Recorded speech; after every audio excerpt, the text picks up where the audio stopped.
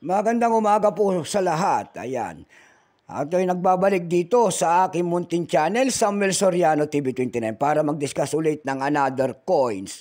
At ito po ay ating hilig kasi isa o tayong kolektor, mangulikta ng barya ang ating hilig. Ayan po.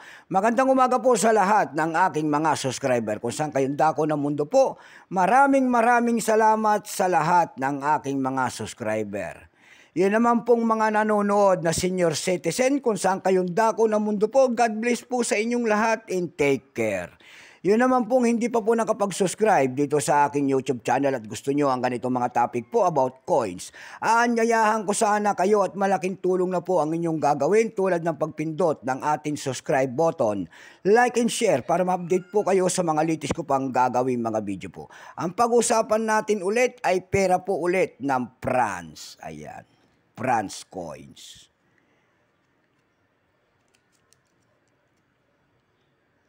Ayan.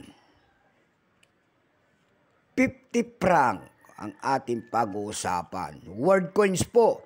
Ayan. Kung sino po may mga ganito mga coins dyan. Ayan. Ayan. Mag-sit po kayo at mag-comment dyan. At handa tayong bili ng mga ganito. Bultuhan po ang ating bili sa mga ganito at hindi pa po kamahalan. Ayan po. Bago tayo magsimula, kilalanin mo muna natin siya. Issue po, France. Period for the Republic, 1946 hanggang 1958. Type nito, standard circulation coins. Years, 1950 hanggang 1958. Value nito, 50 franc, France.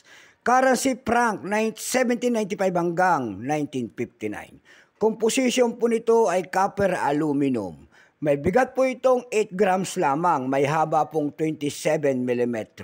May kapal po naman itong 2.24 mm hugis, siyempre bilog. Orientation niyang coin alignment. Itinigil ang paggamit nito noong August 3, 1966. Number and dash 712. Reference number F-425. Ito pong 50 franc na ito, dalawang variety po ang inilabas.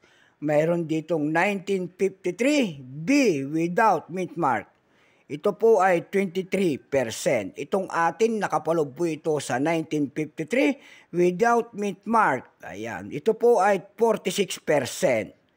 Ayan. Kung ilang piraso naman ang ginawa sa hawak natin na barya na ito, ito po ay 63 million. 171,600 piraso po. May price na po ito doon sa ating numista.